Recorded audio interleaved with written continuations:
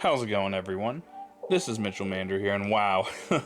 So we got a new opening for Pokemon Journeys today, and it is amazing to say the least. Now, the song is the same, it's just performed by different singers, but the visuals in this opening, my goodness. The hype is real, everyone. We got some pretty interesting things to look forward to in the future of the series. So, I'll get into that in just a minute. Anyways, you guys know the drill. If you like this type of content, be sure to like and subscribe. I cover the Pokemon Journey series on a weekly basis, and I'll be covering the new episode in tonight's video, so be sure to like and subscribe. Anyways, let's get on to this video. Okay, the first thing I want to get out of the way here is, the return of the Sun and Moon gang, the Alola gang. We're all here, minus Lily, that is, and I gotta say, I just about lost it, because I did not see this coming from a mile away.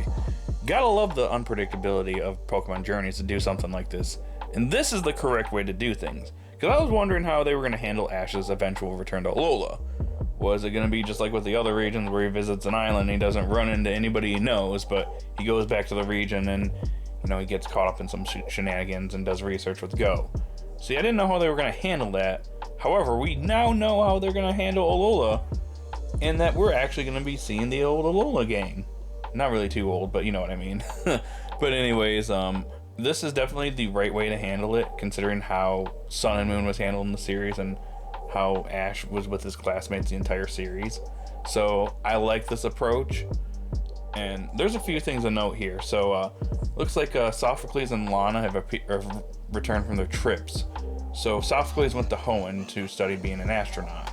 So I'm hoping maybe we get some insight on, his goal now that he's been there. I was hoping that Ash and Go would run into Sophocles at some point on their trips to various regions, and they'd go to Hoenn sometime, and they'd run into Sophocles.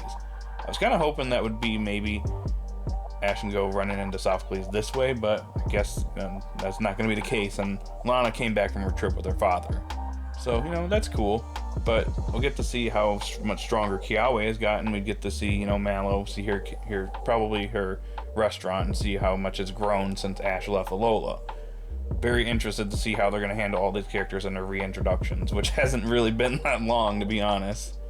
But the interesting thing here is that since Lily is gone, it appears that she's still looking out for her missing father. And I gotta say right now, if this is the case, then I get a feeling they're going to tie loose ends up here in Pokemon Journeys, and they are indeed going to be finishing up the Moen plotline, in which at some point probably Ash and Go are going to run into Lily and her family, and Gladion, which is going to be awesome because maybe he's in the Pokemon World Championships as well, and they're able to find Lily's dad.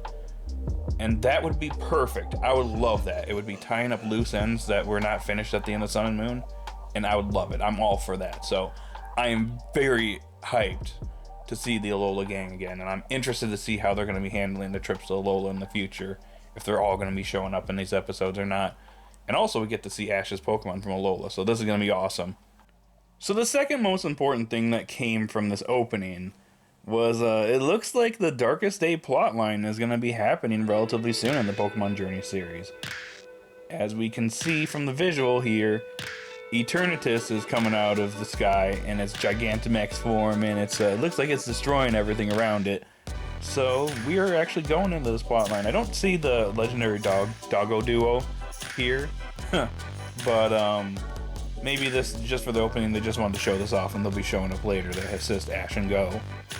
But the other important thing that sticks out here is, as you can see in the image, both Reboot and Riolu have evolved into Cinderace and Lucario respectively. So that merchandise that came out the other week, yeah, it looks like it was telling the truth, and it looks like we are definitely getting these two evolving in the very near future, and that's super exciting, and I can't wait. So this is going to be exciting too. So we're getting this plot line in the anime. So how are they going to handle it? Because I know the Pokemon Journey series is more episodic, so are they going to do an arc for this, specifically for the Darkest Day plotline? Or is it going to be handled in like a 2-episode arc, like they've said their arc should be condensed down to just 2 episodes at most? Is that how they're going to handle the Darkest Day? It seems like a lot's going on for 2 episodes, but I guess we'll see how they handle that in the future. So there were a few other things I wanted to note in this opening. They're not as big as the first 2 points I talked about, but they're still notable nonetheless. So there's a little scene where Ash and Go, they're talking to Kaharu, and then they're walking off, presumably going on one of their trips. You can see Kaharu in the background. She looked kind of curious. So I'm wondering if this is a hint that maybe she's going to become more interested in traveling with these two, or just become more interested in hanging out with these two in general. We saw in last week's episode that she went with Ash and Go to Hoenn. It was just for like a contest. But still, it was, you know, the start of her potentially traveling with Ash and Go here and there.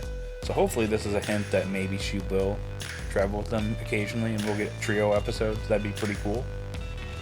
There's also a scene in the episode in the opening, where Riolu and Galarian Farfetch'd are basically training and fighting alongside one another. So I found this to be pretty cool. And when both of these two inevitably evolve, I'd like to see Sirfetch'd versus Lucario. That'd be pretty awesome.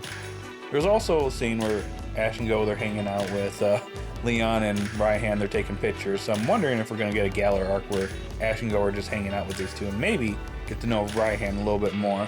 Maybe Ash trains with Raihan after potentially losing the Bee, and he gets stronger and goes through a little bit of an arc here. That'd be pretty cool, like a training arc with one of the Galar gym leaders. That'd be pretty awesome. Lastly, towards the end of this opening, it shows Ash and Go's Pokemon. And it looks like we know who catches Flygon, unless the opening is being blatantly misleading. Looks like Go is going to be capturing this Pokemon. And a lot of people were theorizing that Ash would capture this Pokemon in episode 36, but yeah, it looks like Go is going to be the one to capture this Pokemon, unfortunately. So if that's the case, let's just give Ash Grookey. Please, just give him Grookey. Come on, he needs to fill up his party. We need at least one Galar starter for Ash. Just give him Grookey. Just saying.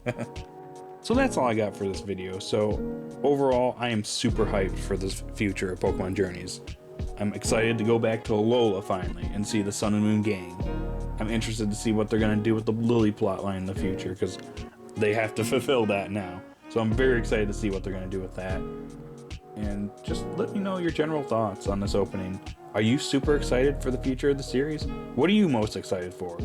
Post your thoughts in the comment section down below. Be sure to like and subscribe, and I'll talk to you all later when I do the episode 32 review. Stay safe out there, everyone, and have a great day. Bye.